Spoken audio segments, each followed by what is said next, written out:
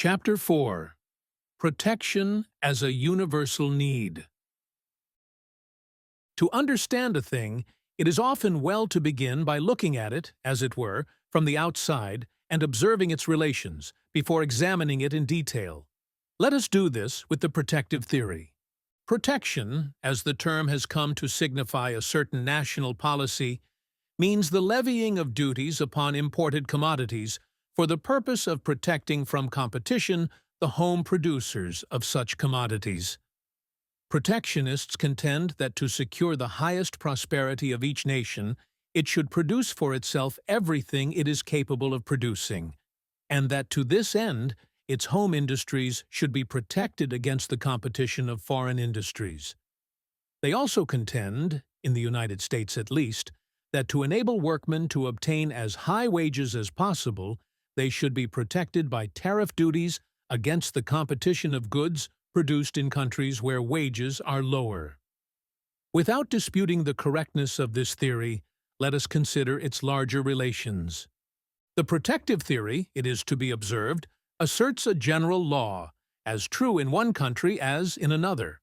However, protectionists in the United States may talk of American protection and British free trade. Protection is, and of necessity, must be, advocated as of universal application. American protectionists use the arguments of foreign protectionists, and even where they complain that the protective policy of other countries is injurious to us, commend it as an example which we should follow. They contend that, at least up to a certain point in national development, protection is everywhere beneficial to a nation, and free trade everywhere injurious, that the prosperous nations have built up their prosperity by protection, and that all nations that would be prosperous must adopt that policy. And their arguments must be universal to have any plausibility, for it would be absurd to assert that a theory of national growth and prosperity applies to some countries and not to others. Let me ask the reader who has hitherto accepted the protective theory to consider what its necessarily universal character involves. It was the realization of this that first led me to question that theory. I was, for a number of years after I had come of age, a protectionist. Or rather, I supposed I was, for, without real examination, I had accepted the belief, as in the first place we all accept our beliefs, on the authority of others. So far, however, as I thought at all on the subject, I was logical, and I well remember how, when the Florida and Alabama were sinking American ships at sea, I thought their depredations, after all, a good thing for the state in which I lived, California, since the increased risk and cost of ocean carriage in American ships, then the only way of bringing goods from the eastern states to California, would give to her infant industries something of that needed protection against the lower wages and better established industries of the eastern states, which the federal Constitution prevented her from securing by a state tariff. The full bearing of such notions never occurred to me till I happened to hear the protective theory elaborately expounded by an able man. As he urged that American industries must be protected from the competition of foreign countries, that we ought to work up our own raw materials and allow nothing to be imported that we could produce for ourselves, I began to realize that these propositions, if true, must be universally true, and that not only should every nation shut itself out from every other nation, not only should the various sections of every large country institute tariffs of their own to shelter their industries from the competition of other sections, but that the reason given why no people should obtain from abroad anything they might make at home must apply as well to the family. It was this that led me to weigh arguments I had before accepted without real examination. It seems to me impossible to consider the necessarily universal character of the protective theory without feeling it to be repugnant to moral perceptions and inconsistent with the simplicity and harmony which we everywhere discover in natural law. What should we think of human laws framed for the government of a country which should compel each family to keep constantly on their guard against every other family, to expend a large part of their time and labor in preventing exchanges with their neighbors, and to seek their own prosperity by opposing the natural efforts of other families to become prosperous? Yet the protective theory implies that laws such as these have been imposed by the Creator upon the families of men who tenant this earth. It implies that by virtue of social laws, as immutable as the physical laws, each nation must stand jealously on guard against every other nation and erect artificial obstacles to national intercourse. It implies that a federation of mankind, such as that which prevents the establishment of tariffs between the states of the American Union, would be a disaster to the race, and that, in an ideal world, each nation would be protected from every other nation by a cordon of tax collectors, with their attendant spies and informers. Such a theory might consort with that form of polytheism which assigned to each nation a separate and hostile god, but it is hard to reconcile it with the idea of the unity of the creative mind and the universality of law. Imagine a Christian missionary expounding to a newly discovered people the sublime truths of the gospel of peace and love, the fatherhood of God, the brotherhood of man, the duty of regarding the interests of our neighbors equally with our own, and of doing to others as we would have them do to us. Could he, in the same breath, go on to declare that, by virtue of the laws of this same God, each nation, to prosper, must defend itself against all other nations by a protective tariff? Religion and experience alike teach us that the highest good of each is to be sought in the good of others, that the true interests of men are harmonious, not antagonistic, that prosperity is the daughter of goodwill and peace, and that want and destruction follow enmity and strife.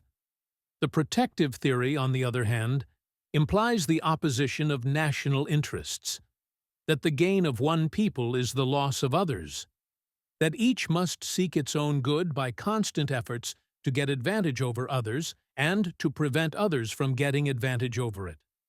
It makes of nations rivals instead of cooperators. It inculcates a warfare of restrictions and prohibitions and searchings and seizures, which differs in weapons, but not in spirit, from that warfare which sinks ships and burns cities. Can we imagine the nations beating their swords into plowshares and their spears into pruning hooks, and yet maintaining hostile tariffs? No matter whether he call himself Christian or deist, or agnostic or atheist, who can look about him without seeing that want and suffering flow inevitably from selfishness, and that in any community the golden rule which teaches us to regard the interests of others as carefully as our own would bring not only peace, but plenty? Can it be that what is true of individuals ceases to be true of nations? That in one sphere, the law of prosperity is the law of love, in the other, that of strife? On the contrary, universal history testifies that poverty, degradation, and enslavement are the inevitable results of that spirit which leads nations to regard each other as rivals and enemies. Every political truth must be a moral truth. Yet who can accept the protective theory as a moral truth? A few months ago, I found myself one night, with 4 other passengers, in the smoking car of a Pennsylvania Limited Express train traveling west. The conversation, beginning with fast trains, turned to fast steamers, and then to custom house experiences. One told how, coming from Europe with a trunk filled with presents for his wife, he had significantly said to the custom house inspector detailed to examine his trunks that he was in a hurry. "How much of a hurry?" said the officer. $10 worth of a hurry," was the reply. The officer took a quick look through the trunk and remarked, "That's not much of a hurry for all this." "I gave him 10 more," said the storyteller, "and he chalked the trunk." Then another told how, under similar circumstances, he had placed a magnificent meerschaum pipe so that it would be the first thing seen on lifting the trunk lid, and, when the officer admired it, had replied that it was his. The third said he simply put a greenback conspicuously in the first article of luggage, and the fourth told how his plan was to crumple up a note and put it with his keys in the officer's hands.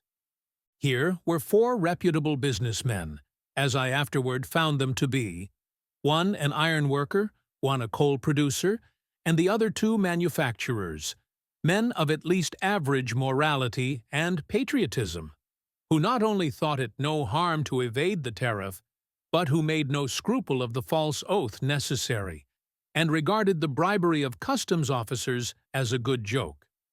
I had the curiosity to edge the conversation from this to the subject of free trade, when I found that all four were staunch protectionists, and by edging it a little further, I found that all four were thorough believers in the right of an employer to discharge any workman who voted for a free trade candidate, holding, as they put it, that no one ought to eat the bread of an employer whose interests he opposed. I recall this conversation because it is typical. Whoever has traveled on transatlantic steamers has listened to such conversations and is aware that the great majority of the American protectionists who visit Europe return with purchases which they smuggle through, even at the expense of a custom house oath, and a greenback to the examining officer. Many of our largest undervaluation smugglers have been men of the highest social and religious standing who gave freely of their spoils to churches and benevolent societies. Not long ago, a highly respected banker, an extremely religious man, who had probably neglected the precautions of my smoking car friends, was detected in the endeavor to smuggle through in his luggage, which he had of course taken a custom house oath did not contain anything dutiable, a lot of very valuable presents to a church. Conscientious men will, until they get used to them, shrink from false oaths, from bribery, or from other means necessary to evade a tariff. But even of believers in protection, are there any who really think such evasions wrong in themselves? What theoretical protectionist is there who, if no one was watching him, would scruple to carry a box of cigars or a dress pattern or anything else that could be carried across a steamer wharf or across Niagara Bridge? And why should he scruple to carry such things across a wharf, a river, or an imaginary line, since once inside the custom house frontier, no one would object to his carrying them thousands of miles? That unscrupulous men, for their own private advantage, break laws intended for the general good proves nothing, but that no one really feels smuggling to be wrong proves a good deal. Whether we hold the basis of moral ideas to be intuitive or utilitarian, is not the fact that protection thus lacks the support of the moral sentiment inconsistent with the idea that tariffs are necessary to the well-being and progress of mankind? If, as is held by some, moral perceptions are implanted in our nature as a means whereby our conduct may be instinctively guided in such way as to conduce to the general well-being, how is it, if the Creator has ordained that man should prosper by protective tariffs, that the moral sense takes no cognizance of such a law? If, as others hold, what we call moral perceptions be the result of general experience of what conduces to the common good, how is it that the beneficial effects of protection have not developed moral recognition? To make that a crime by statute, which is no crime in morals, is inevitably to destroy respect for law. To resort to oaths to prevent men from doing what they feel injures no one, is to weaken the sanctity of oaths. Corruption, evasion, and false swearing are inseparable from tariffs. Can that be good of which these are the fruits? A system which requires such spying and searching, such invoking of the Almighty to witness the contents of every box, bundle, and package, a system which always has provoked, and in the nature of man always must provoke, corruption and fraud, can it be necessary to the prosperity and progress of mankind? Consider, moreover, how sharply this theory of protection conflicts with common experience and habits of thought. Who would think of recommending a site for a proposed city or a new colony because it was very difficult to get at? Yet, if the protective theory be true, this would really be an advantage. Who would regard piracy as promotive of civilization? Yet a discriminating pirate, who would confine his seizures to goods which might be produced in the country to which they were being carried, would be as beneficial to that country as a tariff. Whether protectionists or free traders, we all hear with interest and pleasure of improvements in transportation by water or land. We are all disposed to regard the opening of canals, the building of railways, the deepening of harbors, the improvement of steamships as beneficial. But if such things are beneficial, how can tariffs be beneficial? The effect of such things is to lessen the cost of transporting commodities. The effect of tariffs is to increase it. If the protective theory be true, every improvement that cheapens the carriage of goods between country and country is an injury to mankind unless tariffs be commensurately increased. The directness, the swiftness, and the ease with which birds cleave the air naturally excite man's desire. His fancy has always given angels wings, and he has ever dreamed of a time when the power of traversing those unobstructed fields might also be his. That this triumph is within the power of human ingenuity, who in this age of marvels can doubt? And who would not hail with delight the news that invention had at last brought to realization the dream of ages, and made navigation of the atmosphere as practicable as navigation of the ocean? Yet if the protective theory be true, this mastery of another element would be a misfortune to man, for it would make protection impossible. Every inland town and village, every rood of ground on the whole earth's surface, would at once become a port of an all-embracing ocean, and the only way in which any people could continue to enjoy the blessings of protection would be to roof their country in. It is not only improvements in transportation that are antagonistic to protection, but all labor-saving invention and discovery. The utilization of natural gas bids fair to lessen the demand for native coal far more than could the free importation of foreign coal. Borings in central New York have recently revealed vast beds of pure salt, the working of which will destroy the industry of salt-making, to encourage which we impose a duty on foreign salt. We maintain a tariff for the avowed purpose of keeping out the products of cheap foreign labor. Yet machines are daily invented that produce goods cheaper than the cheapest foreign labor. Clearly, the only consistent protectionism is that of China, which would not only prohibit foreign commerce, but forbid the introduction of labor-saving machinery. The aim of protection, in short, is to prevent the bringing into a country of things in themselves useful and valuable, in order to compel the making of such things. But what all mankind in the individual affairs of everyday life regard as to be desired is not the making of things, but the possession of things.